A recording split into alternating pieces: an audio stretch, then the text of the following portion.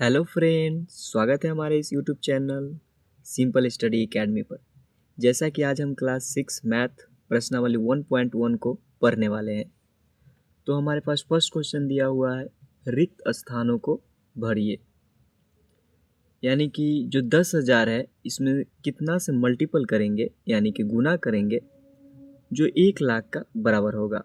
तो पहले हम 1 लाख यानी कि दोनों ये जो संख्या दिया हुआ है इसको हम पहले भारतीय संख्या पद्धति में लिख देते हैं।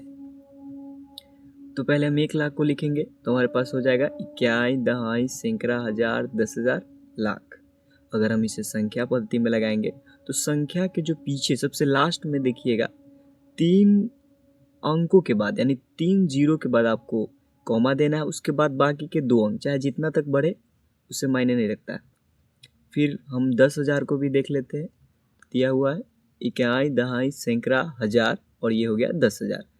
इसी प्रकार से इसको देखेंगे तो सबसे लास्ट वाला क्या करेंगे, एक कॉमा दे देंगे। सबसे लास्ट वाला 3 जीरो के बाद कॉमा देंगे तो देखेंगे कि 10,000 में 4 जीरो आ रहा है, यानी कि इस 4 जीरो को, ये जो 4 जीरो दिया हुआ है इसको इस 4 जीरो को छुपा दे तो हमारे पास ये 10 बच जाएगा और यही 10 यहाँ पर लिखा जाएगा।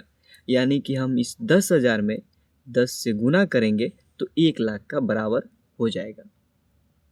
अब हम उसी प्रकार बी नंबर को सॉल्व करेंगे। इसमें 100,000 दिया हुआ है, यानी कि 100,000 में कितना से गुना करेंगे कि 1 मिलियन का बराबर आ जाएगा। तो पहले हम दोनों को भारतीय संख्या पद्धति में लिख देते हैं ताकि इसको सॉल्व करने में बहुत ही आसानी हो। तो 1 मिलियन बराबर यानी कि 10 लाख, 1 मिलियन बराबर 10 लाख।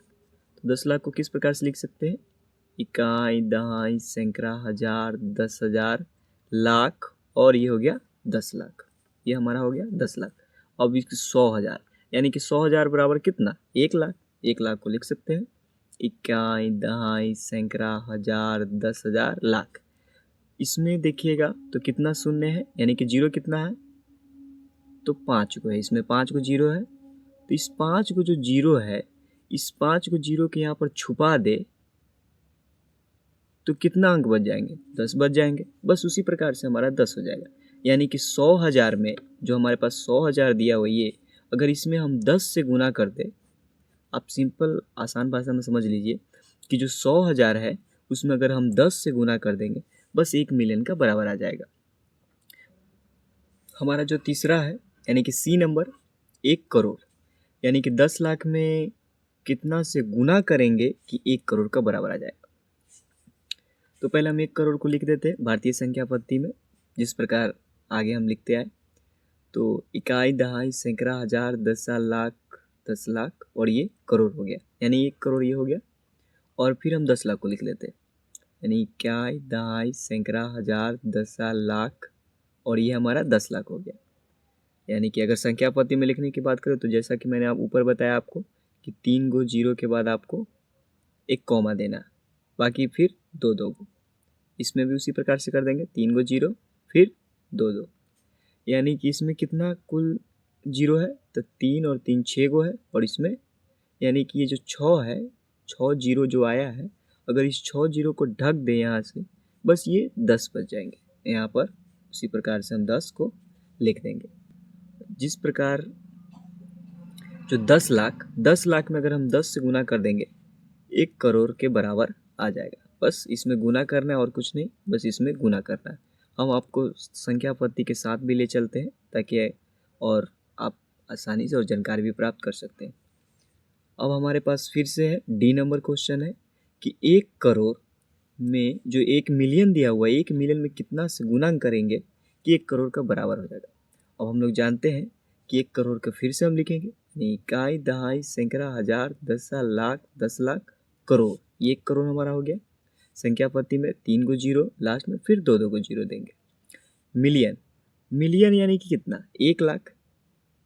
1 मिलियन बराबर 10 लाख होता है, 1 मिलियन बराबर कितना, 10 लाख। तो इकाई, दहाई, सैकड़ा, हजार, 10,000, लाख और ये हमारा हो गया 10 लाख। 10 लाख हो गया।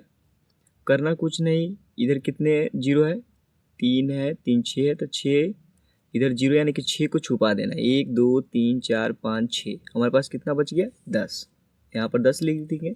यानी कि ये जो संख्या दिया हुआ है यहाँ, जो 1 मिलियन दिया हुआ है यानी कि 10 लाख, अगर इसमें हम 10 से गुना कर देंगे तो हमारा यही वाला आ जाएगा, यानी कि 1 करोड़ के बराबर हो जाएगा।